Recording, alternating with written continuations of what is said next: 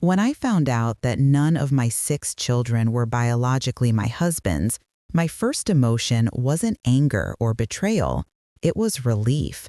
And that tells you everything you need to know about the 43 years I spent as Mrs. James Hart of Cedar Falls, Iowa. My name is Evelyn Hart, though everyone's always called me Evie.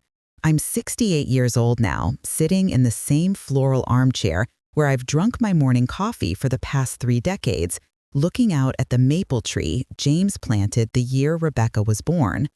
2 years have passed since I buried my husband, and 6 months since I discovered the truth that's rewritten every memory I have of our life together. I need to tell you this story, not for sympathy, not for judgment, but because I've learned that the truth, no matter how complicated, no matter how late it arrives, has a way of setting you free. And if my story can help even one woman understand that it's never too late to see your life clearly, then these words are worth speaking. The manila envelope arrived on a Tuesday. I remember because Tuesdays were always my grocery day, and I was just about to head out to Hy-Vee when the certified mail carrier rang the bell. The return address was from St. Luke's Medical Center in Cedar Rapids, and I figured it was just more paperwork related to James's estate. He'd been gone for 22 months by then, and I'd gotten used to these official envelopes showing up, each one a little reminder that death generates an astonishing amount of paperwork. I almost didn't open it right away, almost tucked it in the drawer with the utility bills to deal with after my shopping. But something, maybe the way the carrier had looked at me with an odd sort of solemnity, maybe just intuition, made me slice it open right there in my kitchen. Inside was a letter from the hospital's records department, along with a sealed envelope that bore my name in James's handwriting. The hospital letter explained that, per my late husband's instructions, this personal correspondence was to be delivered to me exactly 2 years after his death. There was also a thick file of medical records flagged with colored tabs. My hands started shaking before I even understood why. I sat down at the kitchen table, the same oak table where we'd eaten thousands of meals, where I'd helped 6 children with homework, where James and I had paid bills and planned Christmases and argued about minor things that seemed important at the time. And I read my husband's final letter. The first line said, "Evie, by the time you read this, you'll have found the medical records. I need you to understand the whole truth." That's when my life split into 2 distinct parts, everything before that Tuesday and everything after. But I'm getting ahead of myself. To understand why that letter didn't destroy me the way you might think it would, you need to know the whole story. You need to understand who I was at 22 when I married James Hart, who I became during those 43 years of marriage, and who I discovered I'd always been underneath it all. This isn't a simple story of betrayal. It's messier than that, more complicated, and ultimately, though it took me 6 months to see it, more beautiful than I could have imagined.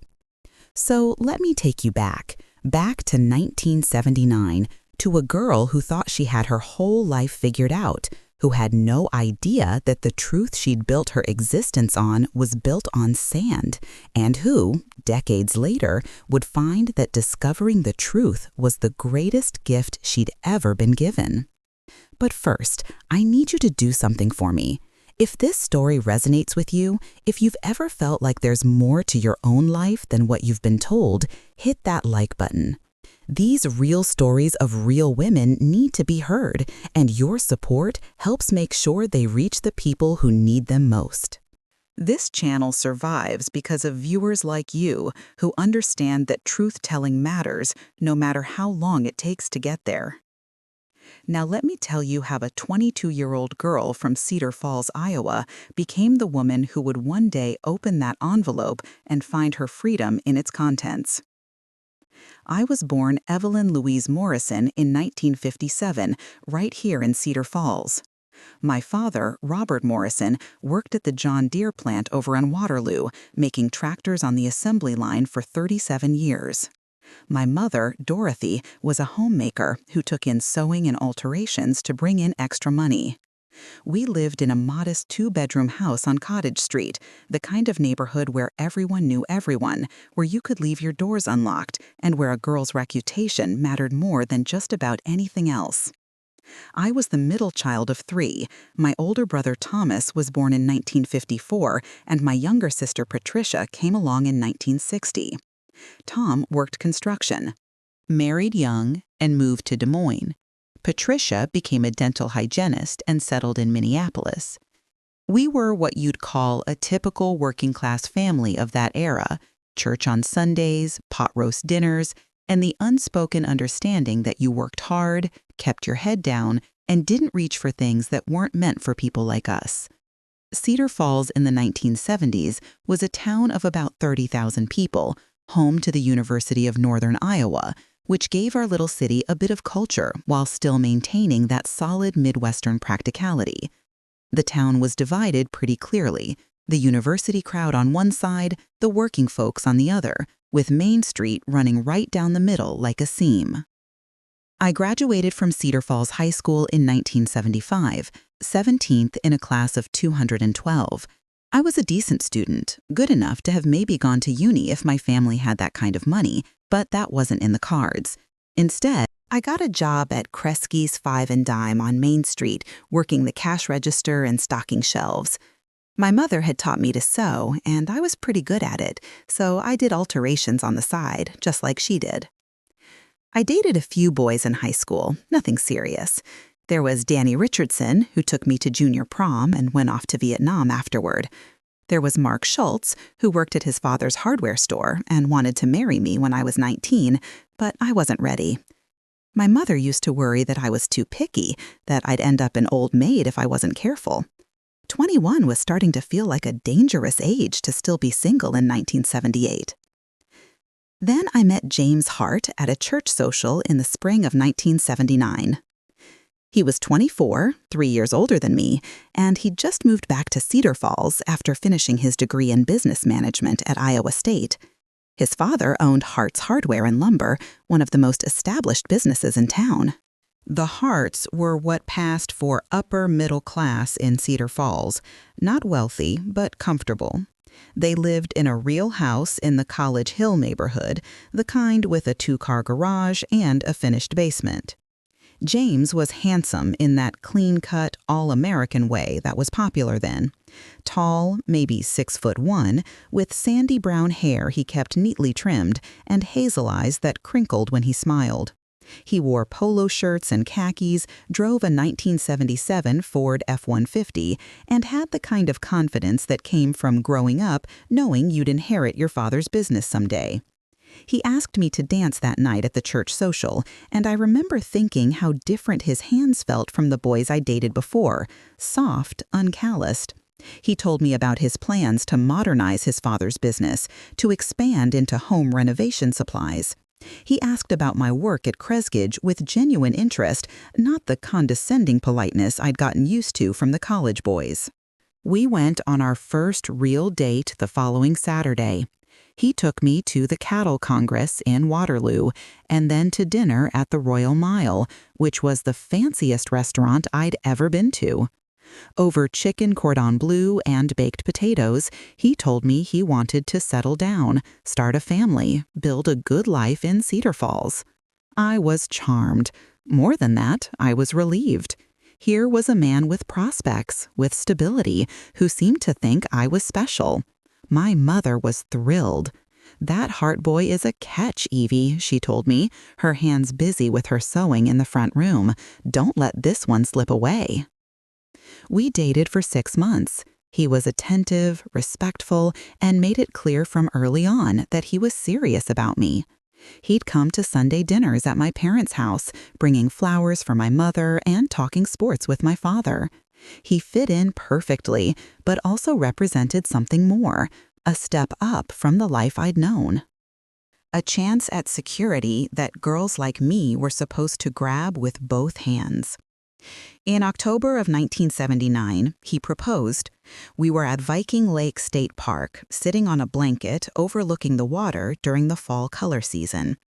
The leaves were brilliant oranges and reds, and the air had that crisp quality that makes Iowa autumns so beautiful. He got down on one knee, pulled out a small velvet box, and said, "Evelyn Morrison, would you do me the honor of becoming my wife?"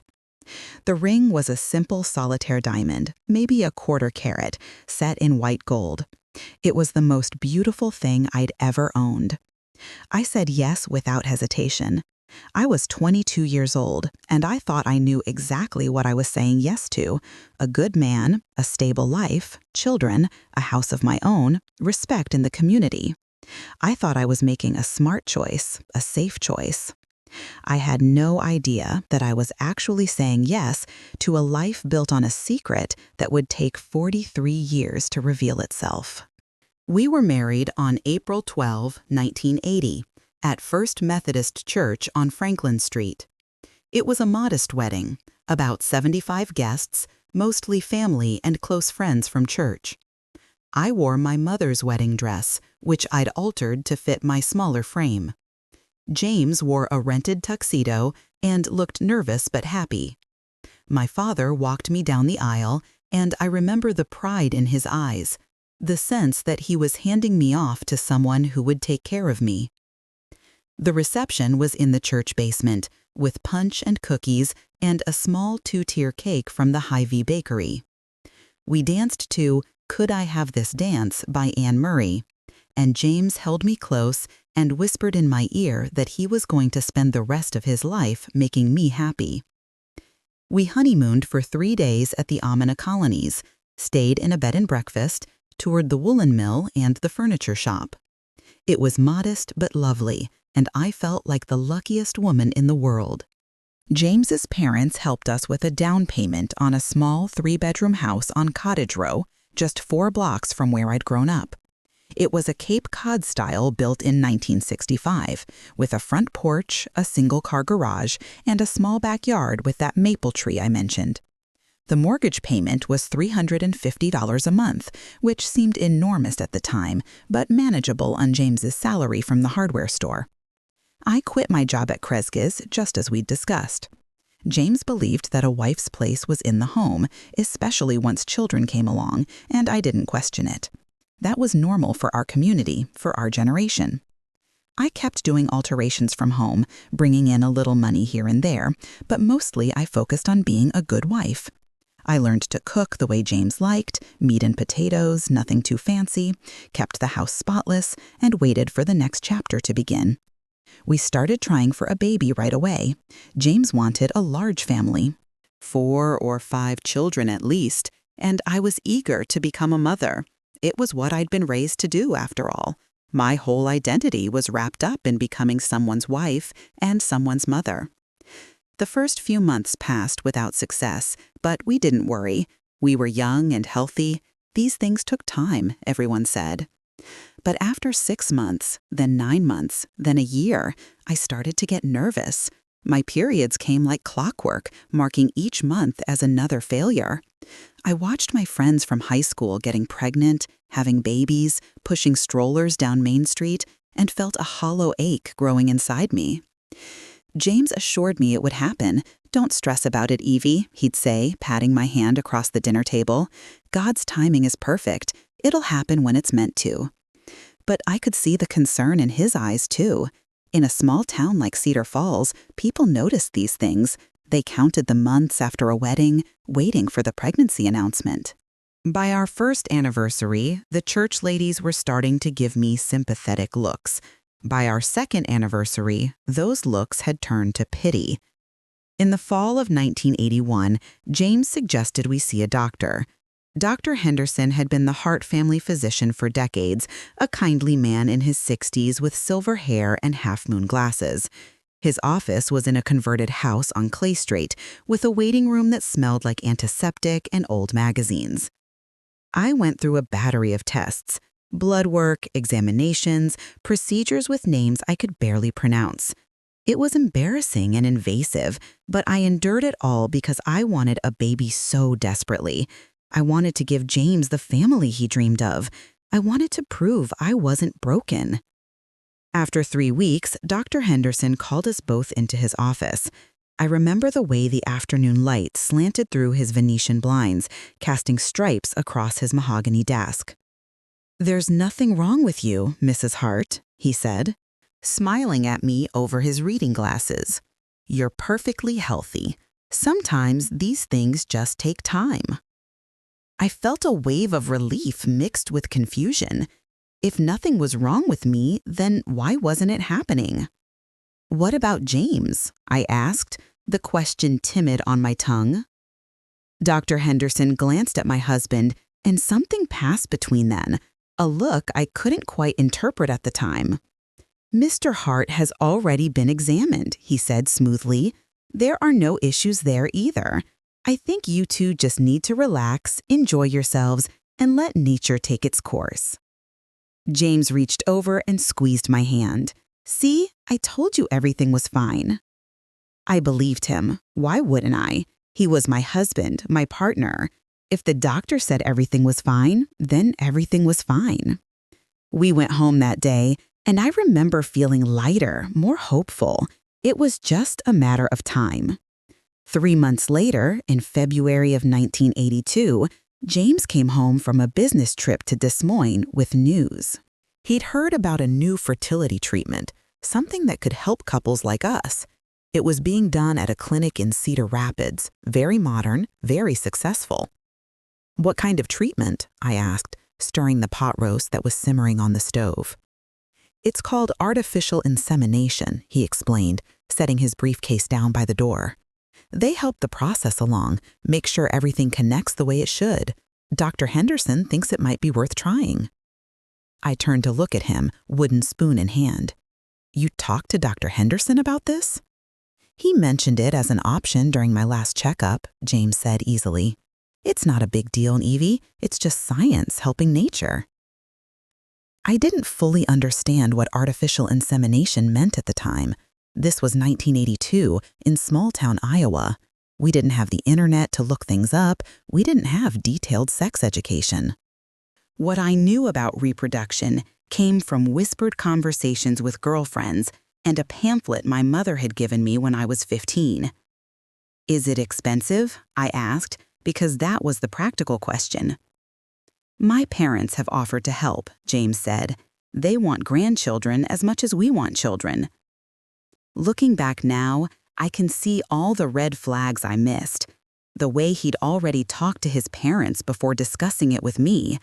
The way Dr. Henderson had given him a look in that office. The way he glossed over the details of exactly what artificial insemination involved. But at 24 years old, desperate for a baby, trusting my husband completely, I didn't see any of it. "Okay," I said. "If you think it'll help, let's try it." That decision, made over a pot roast on a February evening in 1982, set in motion a chain of events that would define the next 43 years of my life. James made the arrangements. He scheduled the appointments at the clinic in Cedar Rapids, about an hour's drive from Cedar Falls. He handled all the paperwork, all the financial details. All I had to do was show up. The clinic was in a modern medical building off Collins Road, sterile and efficient.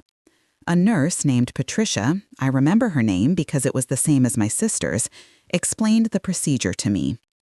They would collect sperm from James, she said, and then insert it directly into my uterus during my fertile window, giving the sperm the best possible chance of reaching an egg. "Many couples have great success with this method," Patricia told me, her voice reassuring. "You're young and healthy. I have a good feeling about this." The procedure itself was quick and relatively painless. I lay on an examination table with my feet in stirrups while Patricia performed the insemination. James waited in the lobby. Afterward, I was told to rest for 15 minutes, then we could go home. We did 3 rounds of artificial insemination between February and April of 1982. The first 2 didn't take. By the 3rd round, I was starting to lose hope.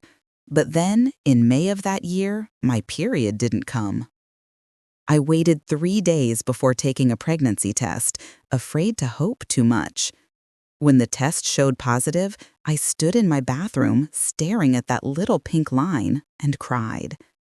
James came home to find me still crying, and when I showed him the test, he picked me up and spun me around, both of us laughing through our tears. Our daughter Rebecca was born on February 3, 1983, at Sartori Memorial Hospital. She weighed 7 pounds, 4 ounces, had a head full of dark hair, and lungs that could wake the neighborhood. She was perfect. I was a mother. Finally, after 3 years of marriage, after months of worry and treatments, I had my baby. James was over the moon. His parents came to the hospital with flowers and balloons. My parents drove over from their house, my mother crying happy tears as she held her first grandchild. Everyone said Rebecca looked like me, which made sense. She had my dark hair, my nose, my mouth. She's got James's eyes, though, my mother said, and I looked down at my daughter's tiny face, trying to see my husband in her features. In hindsight, I should have noticed that she didn't really look like James at all. But when you want something badly enough, when you trust completely, you see what you expect to see. We went back to the clinic in Cedar Rapids when Rebecca was 8 months old. James wanted more children, and the treatment had worked so well the first time, why not use the same method? This time, it took on the second round. Michael was born on October 15, 1984, another healthy baby, this one with lighter hair and blue eyes that eventually turned hazel. Then Sarah in 1986, Daniel in 1988, Jennifer in 1990, and finally Christopher in 1992. 6 children in 10 years, all conceived through artificial insemination at the clinic in Cedar Rapids. 6 children that I loved with every fiber of my being. 6 children that I believed were biologically ours, mine and James's. 6 children that, as I would discover 41 years later, weren't biologically related to my husband at all. But I'm getting ahead of myself again. For now, in those early years, I was simply a young mother drowning in diapers and bottle feedings and the exhausting joy of watching my children grow. I had no reason to question anything. I had the life I'd always wanted. Or so I thought. Our house on Cottage Row became a bustling, noisy, wonderfully chaotic home. With 6 children spanning 12 years, there was always something happening. Someone crying, someone laughing, someone needing help with homework, or a referee for a squabble. I won't lie and say those years were easy. James's salary from the hardware store was steady but modest, even as he moved up to managing the business when his father retired in 1985. We lived paycheck to paycheck, stretching every dollar as far as it would go. I became an expert at thrift store shopping, coupon clipping, and making one chicken stretch across 3 meals. I sewed most of the kids' clothes myself, altering hand-me-downs and creating something new from fabric remnants. But we managed. We always managed. James was a present father in the ways that mattered for that time and place. He came home for dinner every night at 6 o'clock, sat at the head of the table, and expected the children to report on their days. He attended parent-teacher conferences and soccer games. He taught Michael how to throw a baseball and helped Daniel build a Pinewood Derby car. He walked Rebecca down the aisle at her wedding and paid for as much as he could afford. But he was also a man of his generation, with fixed ideas about roles and rules. The house and the children were my domain. He provided the paycheck, I provided everything else. He expected dinner on the table at 6, the house tidy, the children well-behaved. When he came home from work, he wanted peace and quiet, time to read his newspaper before dinner, space to decompress. I didn't question this arrangement. It was what I'd been raised to expect. My mother had done the same for my father. All my friends operated under similar dynamics. this was just how marriage worked in our world. Still, there were moments, fleeting, quickly suppressed, when I felt the weight of it all. 6 kids under 12 meant I was constantly in motion from the moment I woke up until I collapsed into bed at night. Breakfast, school runs, laundry, cleaning, grocery shopping, meal prep, homework help, bath time, bedtime stories. The cycle repeated endlessly, day after day, year after year. James would come home and step over toys to get to his recliner. "House is a mess today," he might comment, and I'd feel a flush of shame, even though I'd spent the entire day cleaning while managing a sick toddler and helping a 4th grader with a science project.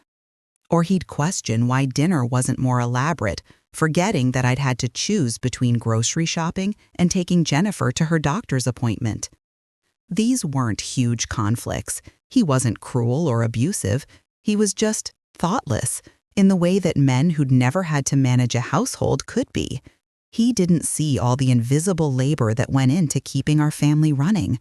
And I didn't know how to explain it to him, didn't feel I had the right to complain when so many women had it worse. My friends at church all dealt with similar dynamics.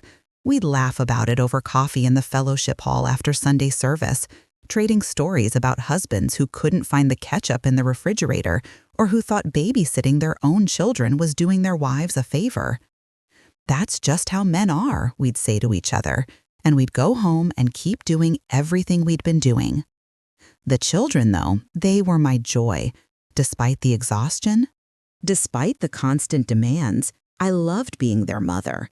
I loved Rebecca's artistic streak and the way she'd spend hours drawing elaborate pictures. I loved Michael's gentle nature and how he'd always stand up for the younger kids.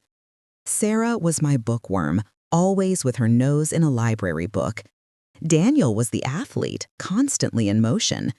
Jennifer had my mother's gift for music and could make any song beautiful on her little keyboard. And Christopher, my baby, was pure mischief and laughter. They didn't look like James, not really, but I'd rationalized that away years ago. Rebecca and Sarah looked like me. Michael had my father's build. Daniel had my mother's smile. Jennifer had James's mother's musical talent. Christopher was just himself, unique and wonderful. In families, traits skip generations, mix in unexpected ways. That's what I told myself, and what everyone else seemed to accept without question. James was a good provider, and he worked hard at the hardware store.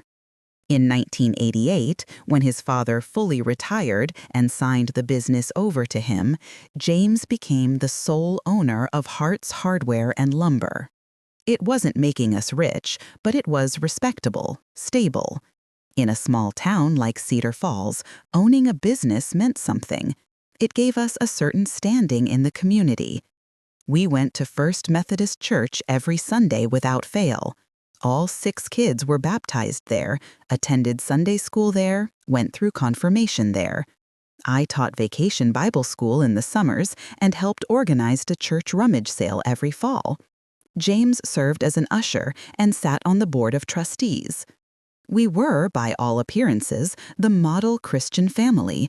People looked up to us, pointed to us as an example. The Harts, people would say, they really have it figured out. If only they knew. If only I'd known. But ignorance sometimes feels like bliss. For years, decades, I lived my life, raised my children, and maintained my household without questioning the foundation it was built on. The cracks were always there, though, small things, barely noticeable, that I'd pushed to the back of my mind.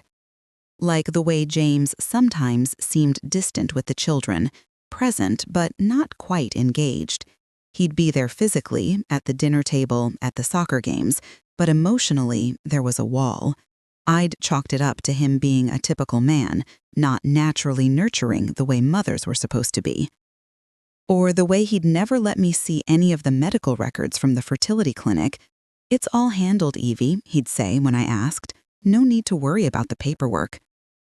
Or how, Every year on the children's birthdays, he'd get this look in his eyes, something I couldn't quite name.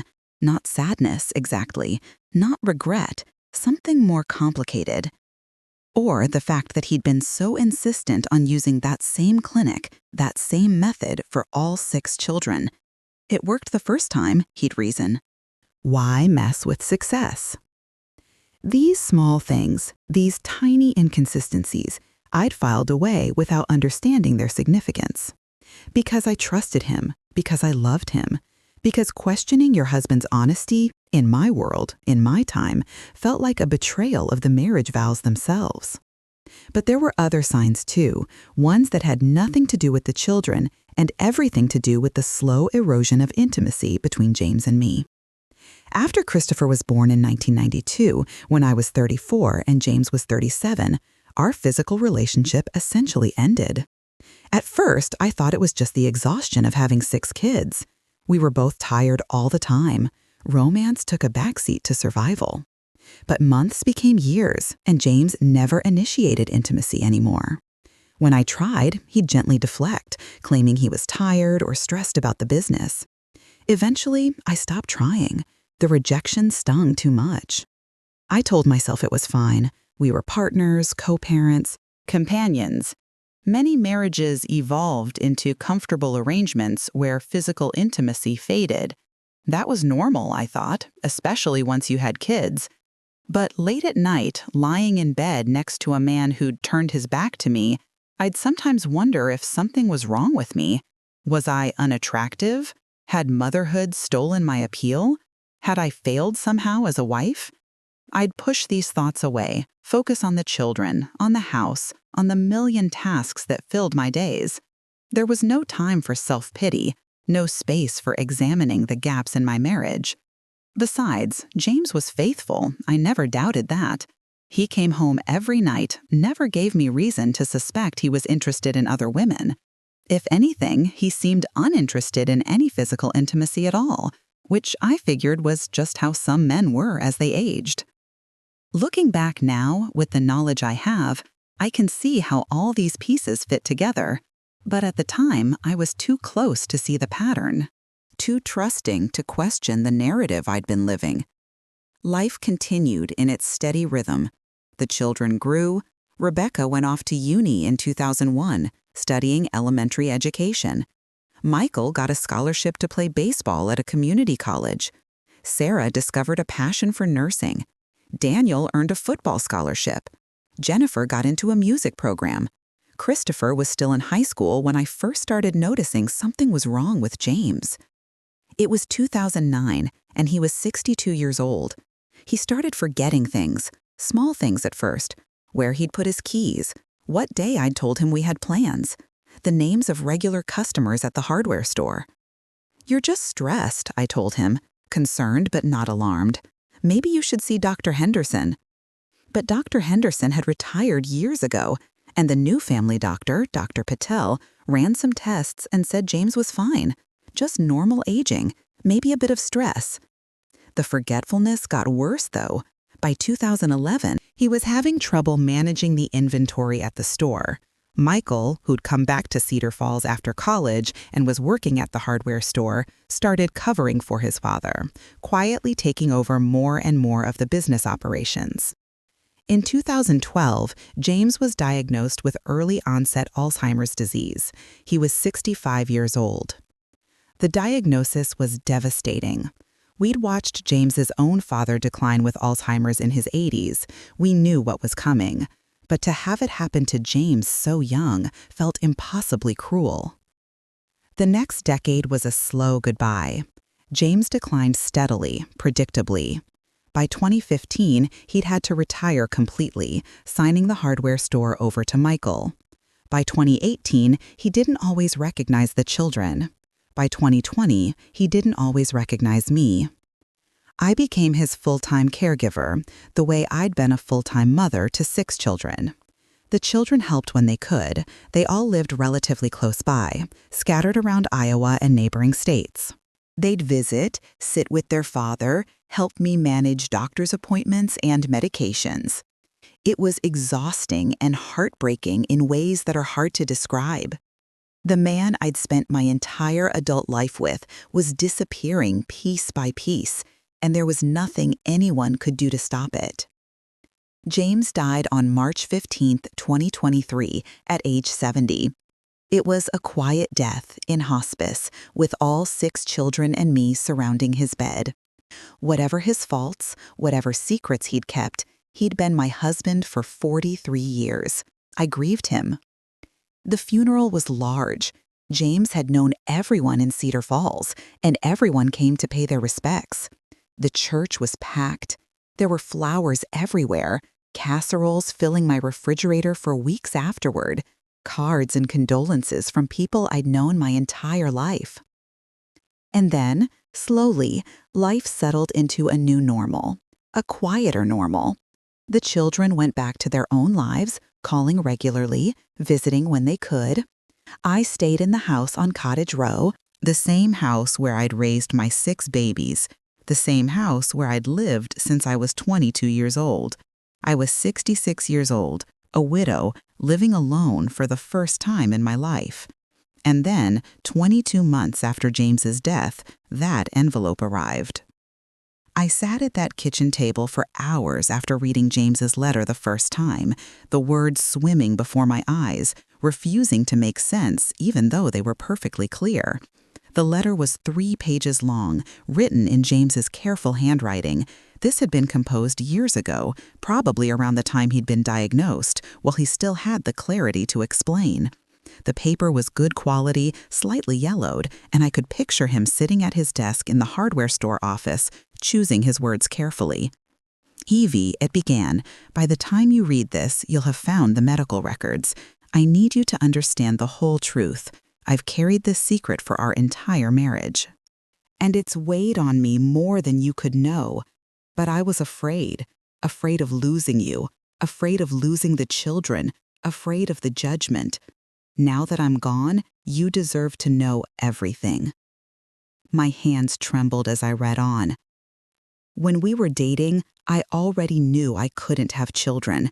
I'd known since I was 19, when I got mumps that developed into orchitis, an infection that left me sterile. Dr. Henderson confirmed it when I was 22, before I even met you. The medical records I've included show this clearly. I looked up from the letter to the thick file of medical documents. There, flagged with a yellow tab, was a report dated 1977, 2 years before we'd even met. The diagnosis was clear: severe testicular atrophy, resulting in azoospermia, complete sterility, no viable sperm production. James Hart could never father children, had never been able to father children. And he'd known this when he married me. "I should have told you before we got married," the letter continued. "I know that. But I was 24 years old, scared of being alone, and I'd fallen in love with you. I convinced myself that it didn't matter, that there were other ways to have a family. When you didn't get pregnant right away, I pretended to be surprised. I'm sorry for that deception." I felt numb reading this, my brain struggling to process what it meant. He'd let me go through months of worry, of thinking something was wrong with me, of feeling broken, all while knowing the truth. "When I suggested the fertility clinic in Cedar Rapids," the letter went on, "I already knew what I was going to arrange. The clinic offered donor insemination, using sperm from anonymous donors to help couples where the husband was infertile. I met with the doctors alone several times before I ever brought you there. I arranged everything." Donor insemination. Anonymous donors. The words started to penetrate through my shock. "All 6 of our children were conceived using donor sperm," James's letter stated plainly. "The clinic matched donors to my physical characteristics as closely as possible: height, coloring, general features. But biologically, none of them are mine. They are yours, Evie, 100%, but they are not mine." I stood up from the table so fast the chair scraped loudly across the linoleum. I walked to the sink, gripped the edge of the counter, and stared out the window at that maple tree. None of them are mine. 6 children, 6 babies I'd carried, birthed, nursed, raised. 6 people I'd assumed were the biological children of James and me together. And he'd known the entire time that they weren't his. I never told you, the letter continued when I finally made myself sit back down and keep reading. I kept meaning to, especially in the early years. But then Rebecca was born, and she was so perfect, and you were so happy. How could I tell you then? And then Michael came. And then Sarah. And with each child, the secret got bigger and harder to tell. I was afraid you'd hate me, afraid you'd take the children and leave, afraid everything would fall apart. I thought about all those years of raising our children, of James sitting at the head of the table, of him at their baseball games and dance recitals, of him walking Rebecca down the aisle. He'd never been their biological father. He'd known it every single day, and he'd never told me. The clinic has all the records, the letter said. I've included the authorization papers that will allow you to access whatever information you want. The donors were all anonymous, though some left information that could be accessed when the children turned 18. I never pursued it. That was your decision to make, and the children's if they ever wanted to know. More papers, flagged with blue tabs. Consent forms, donor profiles with basic information redacted, medical histories. 6 different donors across 10 years, chosen by the clinic staff to physically resemble James as closely as possible. I loved them, Evie, the letter insisted. I loved all 6 of them with everything I had. They were my children in every way that mattered. I raised them, provided for them, cared for them. The biology didn't matter to me. I hope you can believe that. But then, in the next paragraph, came the line that cut deepest. I know I wasn't always the father they needed. I know I held back sometimes, kept an emotional distance. It's hard to explain, but knowing they weren't biologically mine created a wall I couldn't quite break through, even though I loved them. I regret that more than anything. I regret not being brave enough to be fully present with them. That wall. I'd sensed it my entire marriage, hadn't I? The way James would be there, but not quite there. Present, but separate. I'd blamed his personality, his generation, his stress about the business. But it was this secret, creating distance between him and the children he'd chosen to raise as his own. I'm writing this now while I still can, the letter concluded, because I need you to understand why I made these choices, even if you can't forgive them. I was a coward, Evie. I should have trusted you with the truth from the beginning. I should have trusted that your love was strong enough to handle it. Instead, I let fear guide me, and I built our entire life on a foundation of deception. I'm sorry. I'm so deeply sorry. Please don't let my mistakes poison your memories of our family. The children are yours, completely and fully yours. They always have been. You gave them everything. I just wish I'd been brave enough to give them more of myself. I love you. I always have. James. I read the letter 3 times that first day. Then I opened the medical files and went through them page by page, even though I barely understood most of the terminology. But the key facts were clear enough. James Hart, azospermia, sterile since 1976. Artificial insemination procedures, 1982 to 1992. Donor specimens used for all procedures. 6 successful pregnancies, 6 live births. Donor profiles, 6 different men, all anonymous, all carefully selected for physical compatibility with intended father. Everything was documented. Everything was real. My entire understanding of my family, of my marriage, of my life had been rewritten in a single afternoon. The first few days after reading that letter were the strangest of my life. I moved through my house like a ghost, touching familiar objects that suddenly felt foreign. The photographs on the walls, were they lies? The memories in every room, Were they built on deception? I couldn't eat. I barely slept. I'd sit at the kitchen table at 3 in the morning, reading and rereading James's letter, trying to understand how I felt. Angry? Yes. Betrayed? Absolutely. But underneath those obvious emotions was something I hadn't expected, a growing sense of relief. Because if James had been keeping this secret, then all those years of feeling like something was slightly off in our marriage, that wasn't my imagination. All those moments when I'd wondered if I was failing as a wife because James seemed distant, that wasn't my fault. The lack of intimacy, the emotional wall, the sense that he was holding back, it had all been real, and it had all been because of this secret he'd been carrying. I wasn't crazy. I wasn't inadequate. The marriage had been built on a lie, and I'd been feeling the effects of that lie even without knowing it existed. That realization didn't make the betrayal hurt less, but it did explain so much. I thought about telling someone, calling my sister Patricia in Minneapolis, or my friend Margaret from church.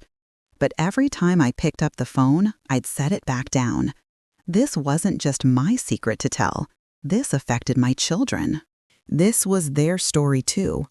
The children. Oh God, the children. I'd been so focused on processing my own shock that I hadn't fully grasped what this meant for them. Rebecca, Michael, Sarah, Daniel, Jennifer, Christopher. They were living their lives right now, believing they were James Hart's biological children. They'd mourned their father 2 years ago, carrying the grief of losing the man they thought had given them life. Did they deserve to know the truth? Did I have the right to keep it from them? The questions plagued me. I'd wake up in the middle of the night, my mind racing. During the day, I'd start tasks and forget what I was doing, lost in thought. A week after receiving the letter, Rebecca called from Des Moines, where she lived with her husband Tom and their 3 kids. "Mom, are you okay?" she asked, concern in her voice. "You sound tired." "I'm fine, honey," I lied automatically. "Just been under the weather a bit." "Do you need me to come over? I can drive up this weekend." No, I'm managing. How are the kids?" We talked for 20 minutes, the conversation completely normal on the surface, while underneath I was screaming. You have a biological father somewhere out there that you don't know about. Your dad, the man you called dad your whole life, wasn't actually your biological father. Do you need to know this? Would it help you or hurt you? I had the same disorienting conversation with each of my children over the following days. Michael called to ask about selling the hardware store. There was a potential buyer. Sarah sent pictures of her youngest daughter's birthday party. Daniel called from Wisconsin, where he was coaching high school football. Jennifer video called to show me her new apartment in Iowa City. Christopher, who still lived in Cedar Falls and worked as an electrician, stopped by to fix a light fixture in my kitchen. Every interaction felt surreal. I'd look at their faces and try to see James in them. Try to remember all the times people had said they looked like him. Had anyone ever really seen a resemblance, or had we all just been seeing what we expected to see? I pulled out old photo albums, studying pictures of James with the babies, with the children at various ages, family portraits from Christmas cards over the years. In every photo, we looked like a normal family. We looked complete. But it had all been a carefully maintained fiction. 2 weeks after receiving the letter, I finally worked up the courage to call the fertility clinic in Cedar Rapids. The number was in James's paperwork, though I wasn't sure the place even existed anymore. This had been over 40 years ago. To my surprise, a receptionist answered. "Riverview Reproductive Health, how can I help you?" I stumbled over my words. My husband and I used your services in the 1980s and early 90s. He recently passed away, and he left me some records. I have questions.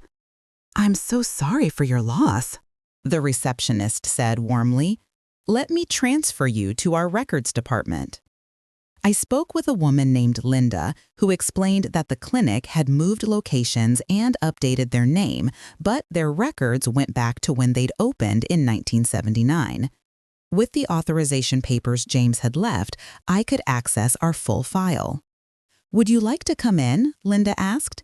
"It might be easier to review everything in person. We have counselors available who specialize in donor conception disclosure." Donor conception disclosure.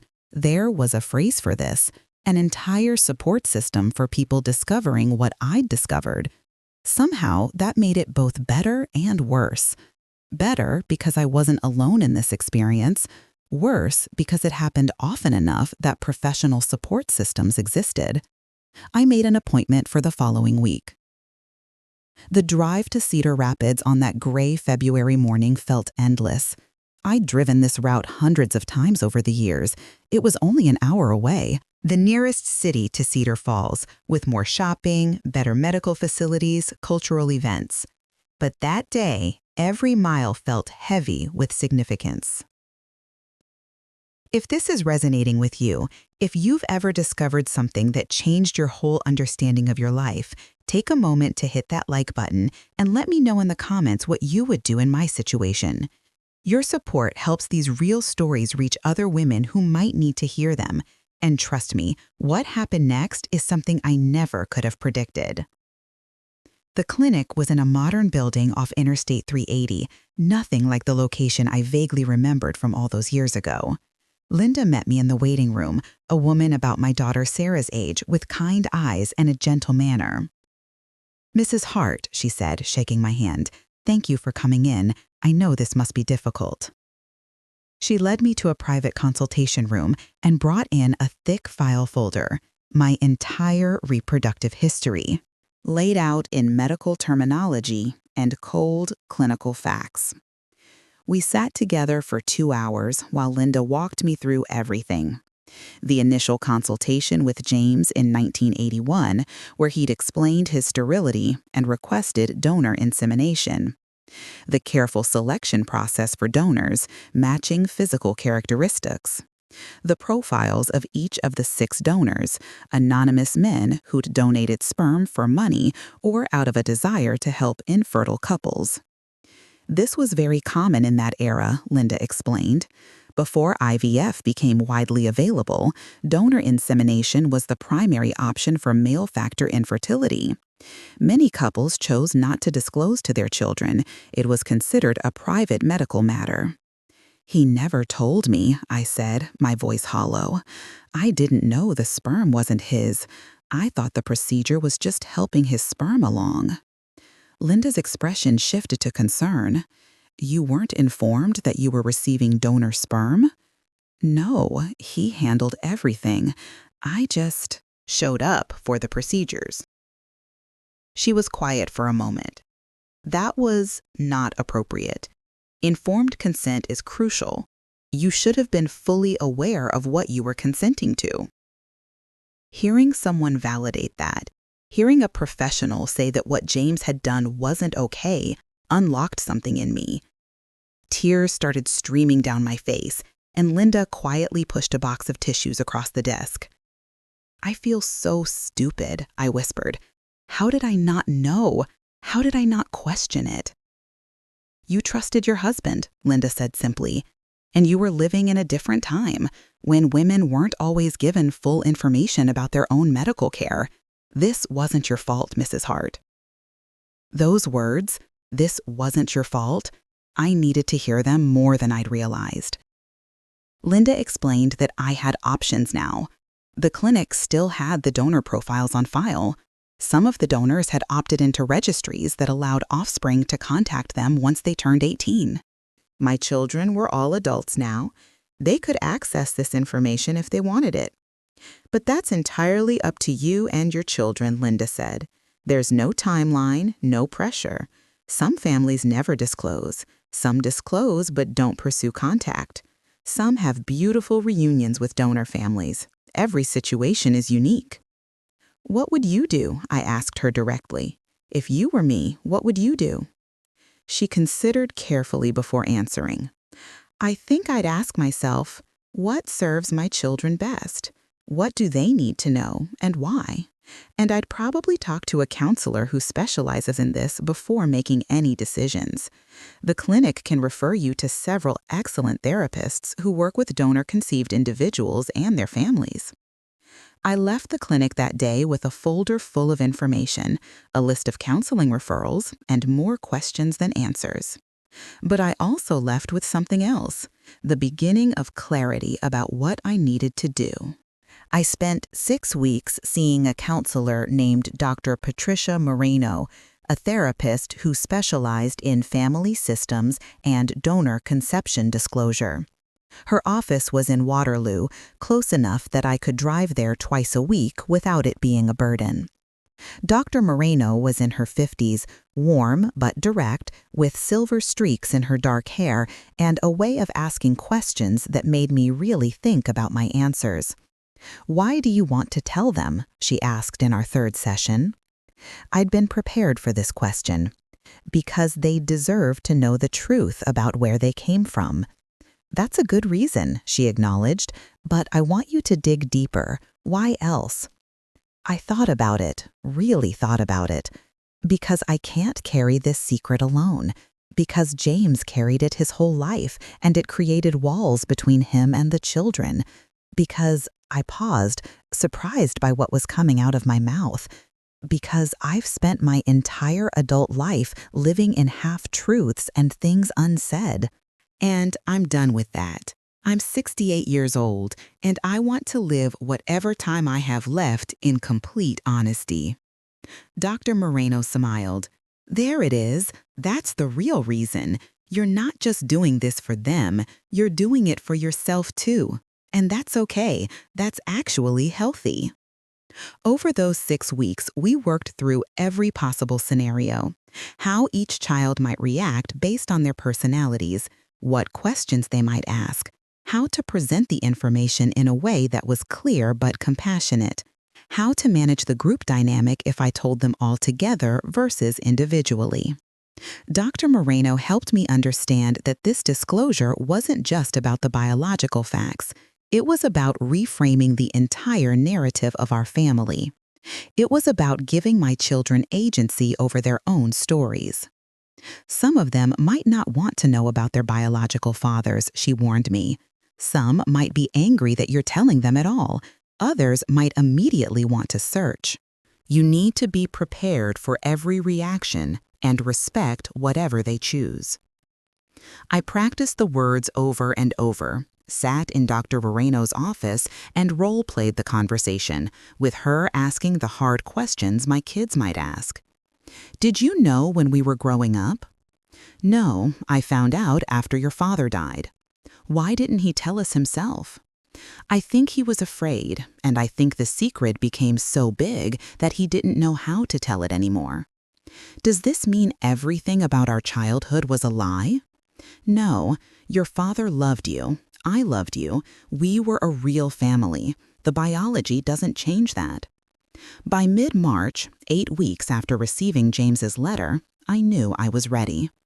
I decided to tell them all together. 6 separate conversations would lead to chaos, with siblings finding out at different times, information getting distorted, confusion and hurt feelings multiplying. Better to do it once, with everyone present, so they could support each other and ask questions together. I planned it for a Saturday in late March. I called each of them and asked them to come to the house for a family meeting. "I need to talk to you all about something important," I said to each one. "It's about your father." That was enough. They all agreed to come. Rebecca and her family would drive up from Des Moines.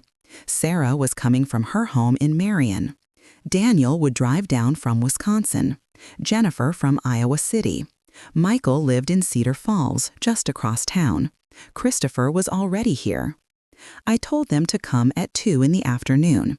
I'd prepare food, nothing fancy, just sandwiches and chips, and the chocolate chip cookies I'd been making for family gatherings since they were children. Something normal, something familiar, before I turned their world upside down. The morning of that Saturday, I cleaned the house obsessively, vacuumed the carpets, dusted the shelves, wiped down the kitchen counters until they gleamed, not because anyone would notice or care, but because I needed something to do with my hands, some way to channel the nervous energy coursing through me. I made 3 batches of cookies, set out the sandwich fixings, the bags of chips, the pitcher of lemonade I'd prepared. Put fresh towels in the bathroom, arranged chairs in the living room so everyone would have a place to sit. At 1:30, I went upstairs and changed clothes 3 times before settling on a simple blue cardigan and slacks. I fixed my hair, looked at myself in the mirror, and barely recognized the woman staring back at me. When had I gotten so old? When had these lines appeared around my eyes, these age spots on my hands? I was 68, a grandmother multiple times over, a woman who'd lived an entire life. And yet, in that moment, I felt like that 22-year-old girl who'd married James Hart and thought she knew exactly how her story would unfold. The doorbell rang at 2 o'clock exactly. Michael and his wife Diane, along with their 2 teenage sons. Then Christopher, who'd driven over from his apartment. Sarah arrived with her husband Mark and their 3 kids. Jennifer came with her boyfriend, a music teacher named Alex. By 2:30, everyone was there except Rebecca. She called at 2:45, apologetic. There'd been traffic on Highway 20, but they were almost here. She arrived at 3, her husband Tom and their 3 children in tow, full of apologies and hugs. My house, which had been so quiet for the past 2 years, was suddenly full of noise and life again. Grandchildren running around, adults talking and laughing, the familiar chaos of family gathering. It reminded me of all those years when the house had always been like this, when I'd been constantly surrounded by children, by noise, by the beautiful mayhem of a large family. Looking at my 6 adult children now, Rebecca at 42, Michael at 41, Sarah at 39, Daniel at 37, Jennifer at 35, Christopher at 33, I felt a surge of love so powerful it almost knocked me over. These were my children, mine. I had carried every single one of them, birthed them, nursed them, raised them. Whatever else was true or not true, that was the truest thing in the world. At 3:30, after everyone had eaten and settled in, I asked the grandchildren to go play in the basement. I'd set up activities down there earlier, board games, coloring books, some of their old toys I'd kept stored away. "What's going on, Mom?" Rebecca asked, her teacher instincts picking up on my tension. "You said this was about Dad?" "It is," I said, my voice surprisingly steady. "I need all of you to sit down. I have something important to tell you, and it's going to be difficult to hear." The room went quiet. 6 pairs of eyes, my children's eyes, locked on me. Their spouses looked concerned but stayed quiet, understanding this was a family matter. I sat in the armchair, James's letter in my hands. I'd thought about this moment for 2 months, practiced it 100 times. 2 months ago, I began, I received a letter from the hospital. Your father had left instructions for it to be delivered exactly 2 years after his death. Along with the letter, there were medical records. I told them everything about James's sterility, diagnosed before we'd ever met, about the fertility clinic in Cedar Rapids, about the donor insemination, the 6 different donors, the secret he'd kept our entire marriage. I told them how I hadn't known, how he'd let me believe the procedures were helping his own sperm, how I'd lived 43 years of marriage without understanding the truth. And then I told them the hardest part. None of you are biologically your father's children. You were all conceived using anonymous donor sperm. The silence that followed was absolute. Sarah's hand flew to her mouth. Michael's face went completely blank. Rebecca started shaking her head slowly, like she could deny the words away. Daniel stared at me like I was speaking a foreign language. Jennifer's eyes filled with tears. Christopher just sat completely still, processing. I don't understand, Rebecca finally said, her voice small. Why wouldn't he tell us? He was afraid, I said. The letter explains it. He was afraid of losing you, afraid of judgment, afraid of everything falling apart. And the longer he kept the secret, the harder it became to tell. But you knew, Michael said, and there was an edge to his voice I'd never heard before. You knew, and you didn't tell us either. No, I said firmly. I found out 2 months ago. I had no idea. Your father handled everything with the clinic. I thought the procedures were helping his sperm fertilize my eggs. I didn't know donors were involved. How could you not know? Sarah asked, not accusingly, but genuinely confused. How could you go through that and not know? It was a different time, I said. Women weren't always given full information about their own medical care. I trusted your father completely. I never thought to question him. So Daniel trailed off, unable to finish the sentence. You're my children, I said, my voice breaking. 100% completely, totally mine. I carried each of you, birthed you, raised you. That part is absolutely real. But biologically, you each have a different father.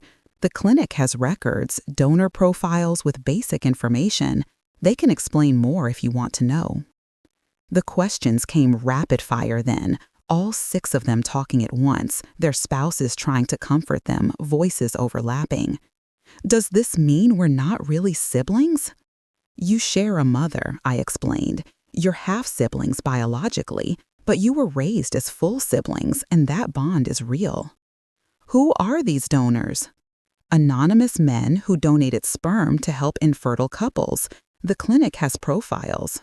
But identifying information was limited in that era. Can we find them? Maybe. Some donors opted into registries. The clinic can help with that if you want to pursue it. Did Dad really love us if we weren't his? That question from Jennifer broke my heart. Yes, I said emphatically. He loved you, all of you. He raised you, provided for you, cared for you. He was your father in every way except biology. But he lied, Christopher said flatly. Our whole lives he lied. Yes, I admitted. He did. I reached over and took the chocolate chip cookie from the coffee table. I'd been holding on to that letter so tightly my hands had started cramping. Now that the truth was out there, I felt strangely lighter, even as my children struggled with the weight of it. If you've made it this far in the story, I need to ask for your help. This is the moment that changed everything, not just for me, but for my whole family. If you're finding value in these real stories of real women facing impossible situations, please hit that like button if you haven't already. And I really want to know, what would you do if you discovered this about your own family? Leave a comment and let me know. Your engagement helps this channel reach more women who need to hear these stories. Now, let me tell you what happened next, because the truth, as hard as it was to tell, turned out to be the beginning of something beautiful. The conversation went on for over 3 hours. We talked in circles, covering the same ground again and again as my children processed the information. There were tears, so many tears. There was anger, confusion, hurt, and disbelief. But as the afternoon wore into evening, something else began to emerge. Questions about identity, about biology versus family, about what it all meant. I don't feel any different, Sarah said at one point. Like, I know what you just told us. But when I look at Michael and Rebecca and everyone, they're still my siblings.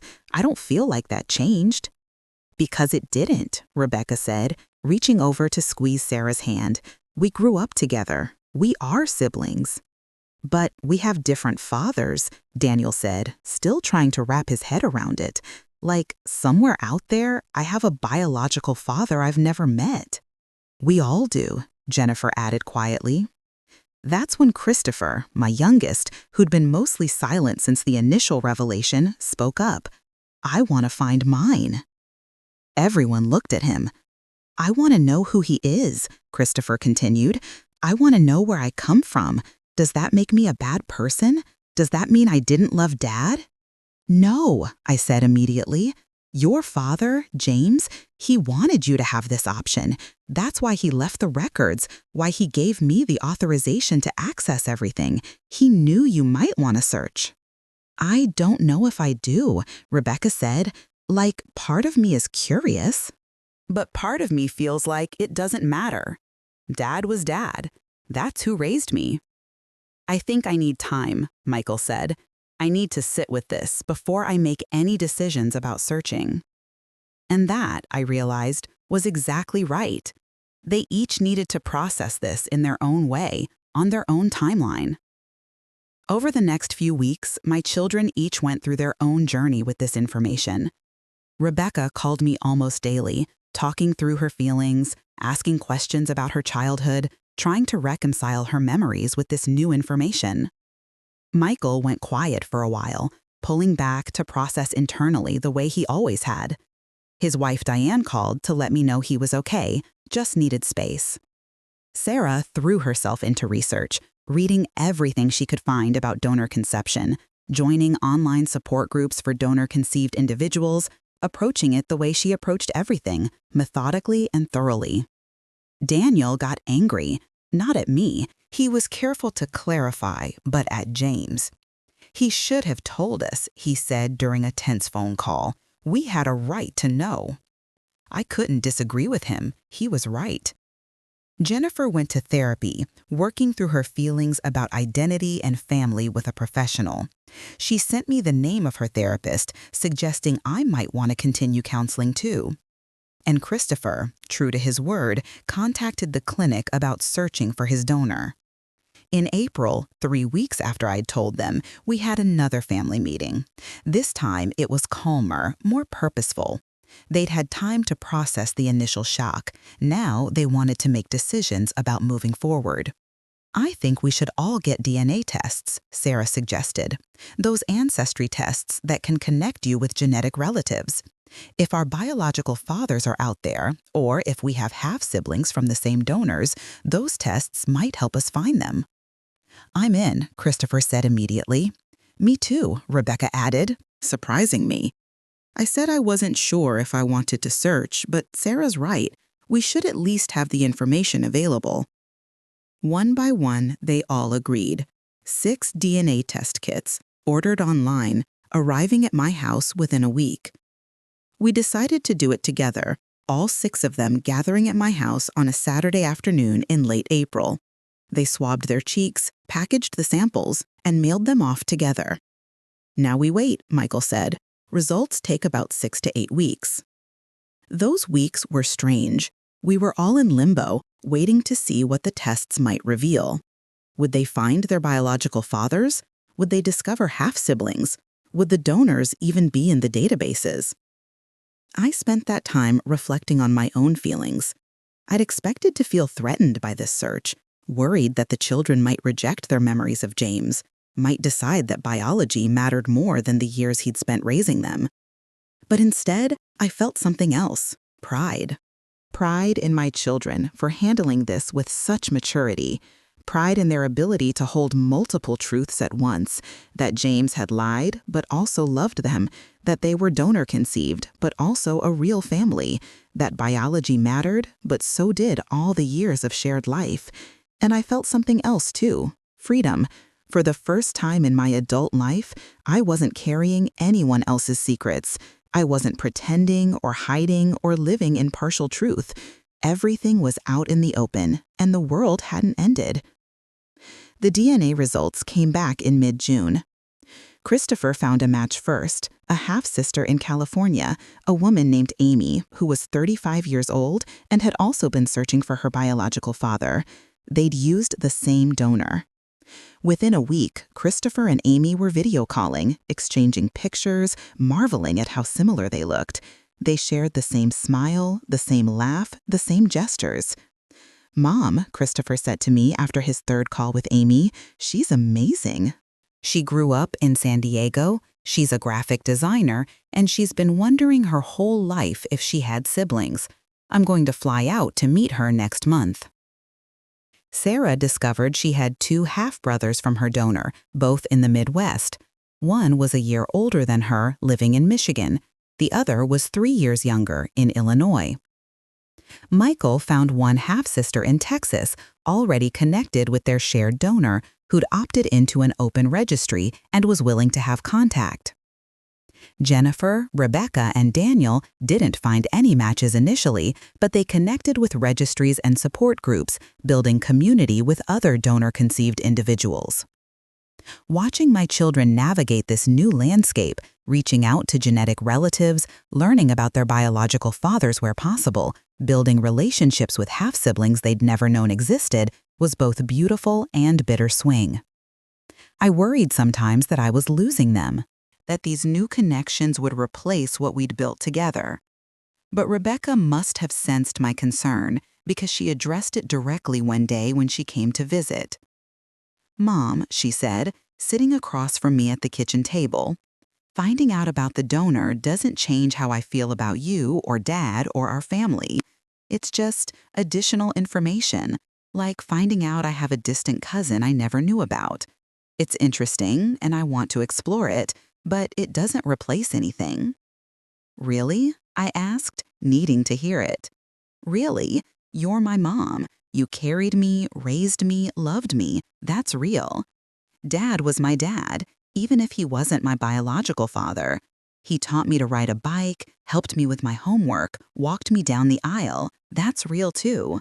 The donor gave me genetics, but he didn't give me a childhood or a family. You and Dad did that." Hearing her say it out loud, I felt a weight lift that I hadn't fully realized I'd been carrying. Over the next year, my children continued their journeys with their genetic heritage. Some pursued relationships with half-siblings, others were content knowing the information existed without actively engaging with it. Christopher flew to California and met Amy, who I later met via video call, a lovely woman who looked so much like my son it was startling. Sarah connected deeply with one of her half-brothers, a man named Kevin who lived in Michigan. They discovered they shared not just genetics, but eerily similar personalities and interests. Michael's half-sister sent him medical information about their shared donor that helped explain some health issues Michael had been having, a genetic predisposition to high cholesterol that was now manageable with medication and diet. The donor conception revelation, as painful as it had been initially, was giving my children gifts I couldn't have anticipated: expanded family networks, medical information, connections with people who shared their genetics and understood their unique experience. And for me, it was giving something too: the truth. But complete, complicated, messy truth about our family's history. James's secret, kept for 43 years, had been intended to protect us. But secrets don't protect, they isolate. They create walls. They prevent genuine intimacy and understanding. The truth, painful as it was to deliver and receive, had brought us closer together. My children and I talked more deeply now than we ever had before. We didn't shy away from difficult conversations. We acknowledged complexity and held space for multiple truths at once. And slowly, I began to understand something profound. James's greatest gift to me wasn't the life we'd built together or the children we'd raised. It was this letter, these records, this truth he'd finally been brave enough to share, even if he'd had to wait until after his death to do it. By giving me the truth, he'd given me freedom. Freedom from secrets, from half-truths, from the weight of things unsaid. Freedom to be fully myself, to live authentically, to build relationships based on complete honesty. I was 68 years old, and I was finally, truly free. It's been almost a year now since I opened that envelope, and my life split into before and after. As I sit here in my living room, looking at the family photos on the wall, photos that mean something different now but are no less precious, I find myself marveling at the strange journey life takes us on. I think about that 22-year-old girl who married James Hart, who thought she had her whole life figured out.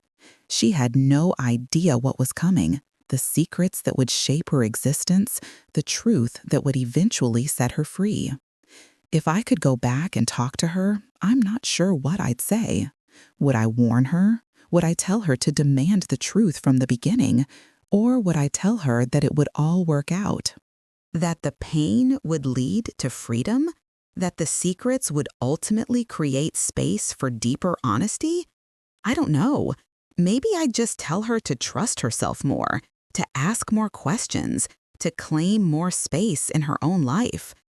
Because that's what I've learned through all of this. I spent 43 years of marriage deferring to James, trusting his decisions, accepting his version of reality without question. I was a good wife by the standards of my generation and community, but I'd given away too much of myself in the process. The truth about my children's conception shattered the life I thought I'd lived, but in the breaking, something new emerged, a clearer understanding of myself, a deeper relationship with my children, a commitment to living authentically, even when it's uncomfortable. My children are thriving. Rebecca is still teaching, still creating art, still raising her 3 children with the same warmth and creativity she's always had. She's connected with a couple of her half-siblings through the DNA registries and maintains friendly contact with them. Michael took over the hardware store completely and has expanded it into home renovation services, just like James always dreamed. He's found peace with the revelation about his biological father, though he chose not to pursue contact with his donor. Sarah finished her nursing degree and now works in pediatric oncology, bringing comfort to children and families facing impossible challenges. Her connection with Kevin, her half-brother in Michigan, has become a real friendship. They video call monthly and have visited each other several times. Daniel is still coaching football in Wisconsin and recently got engaged. He's worked through his anger about James's deception in therapy and has emerged with a more nuanced understanding of family and fatherhood. Jennifer's music career is taking off. She's performing regularly in Iowa City and has started teaching piano lessons. She's written a song about her experience with donor conception that moves me to tears every time I hear it. And Christopher, my youngest, my baby, flew to California 3 more times to visit Amy and has welcomed her into our extended family. She came to Cedar Falls for Thanksgiving, and watching my children embrace this half-sister they'd only just met reminded me that family is built through love and choice, not just biology. As for me, I've started living differently. I joined a book club at the library, something I never had time for when I was raising 6 children. I've taken up watercolor painting, discovered I have a decent eye for color and composition. I've made new friends, women my age who are also navigating widowhood and reinvention. I've also connected with other mothers of donor-conceived children through online support groups. There's a whole community of us, some who knew from the beginning, some who discovered the truth later. All of us navigating the complex emotions that come with this unique family formation. Some of these women are angry at their husbands for the deception. Some have divorced over it.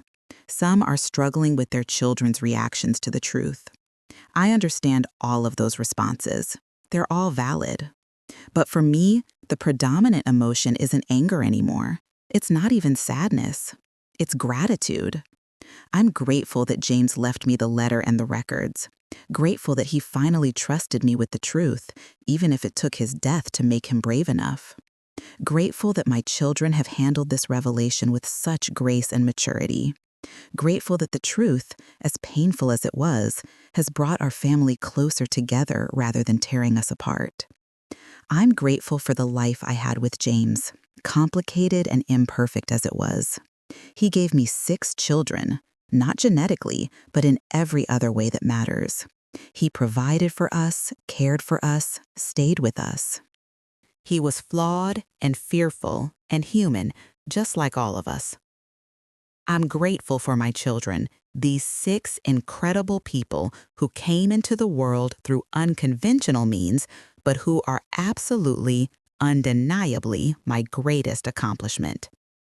And I'm grateful for this unexpected chapter of my life, this freedom that's come from finally living in complete truth. The other day, Rebecca asked me if I had any regrets about my marriage, about my life. I thought about it carefully before answering. I regret that I didn't ask more questions, I said. I regret that I accepted what I was told without pushing for deeper understanding. I regret that I made myself smaller to fit into the role I thought I was supposed to play. But do you regret marrying Dad? She pressed. No, I said truthfully, because marrying him gave me you and your siblings, and that's worth everything. She hugged me then, and I held my firstborn daughter close. This woman who grew from a donor's genetics and my body and James's choice and our family's love. That's what I've come to understand. There's no such thing as a simple story. We're all the product of 1,000 choices and chances, genetics and environment, truth and secrets, love and fear. My children are donor-conceived, yes, but they're also heart children, raised with Midwestern values and unconditional love. They're also my children, connected to me through the most primal bond that exists. All of these things are true at once. As I approach my 69th birthday, living alone in the house where I raised 6 children, I find myself thinking about legacy. What do I want to leave behind? What do I want my grandchildren to know about me? I want them to know that their grandmother lived a complicated life, full of secrets and revelations, pain and joy, betrayal and ultimately freedom. I want them to know that it's never too late to discover the truth, to change your understanding, to start living more authentically. I want them to know that family is both biology and choice, both given and created, both what we're born into and what we build. And most of all, I want them to know that the truth, even when it's painful, even when it comes late, even when it changes everything you thought you knew, is always worth pursuing, because the truth sets you free. Before I finish this story, I need to ask something of you. If you've stayed with me through this entire journey, if my story has moved you or made you think differently about family and truth and second chances, please do 3 things for me. First, hit that like button if you haven't already. It really does help these real stories reach more women who need to hear them. Second, subscribe to this channel so you don't miss more stories from women like me who faced impossible situations and found their way through. And third, leave a comment telling me what you thought of this story, or what country you're watching from, or what you would do in my situation. Your engagement isn't just numbers to me. It's a community of women supporting each other through honesty and shared experience. I'm Evelyn Hart. I'm 68 years old, and I spent 43 years living in a truth that wasn't complete. But for the past year, I've been living in full honesty, full authenticity, full freedom. And let me tell you something I've learned. It's never too late to embrace the truth. It's never too late to ask questions. It's never too late to claim your own story. Whether you're 30 or 50 or 70 or 90, you deserve to live in the truth. You deserve to ask the hard questions. You deserve to understand your own life completely. Don't wait for a letter to arrive after someone dies. Don't wait for secrets to be revealed in their own time. Ask the questions now. Seek the truth now. Live authentically now. Because life is short and it's precious. And we don't get a second chance at it. Make peace with the complexity. Hold space for multiple truths. Love imperfectly and honestly. And know that whatever you discover, whatever truths come to light, you have the strength to face them. I did at 68 years old, after a lifetime of not knowing. If I can do it, so can you. Thank you for listening to my story. Thank you for being part of this community of women who aren't afraid of complicated truths. And remember, the truth will set you free, even when it comes late. Even when it changes everything. especially then. Take care of yourselves and each other, and don't be afraid to ask the questions that matter. This is Evelyn Hart, signing off with love and hope and the hard-won freedom that comes from finally, fully, completely knowing the truth.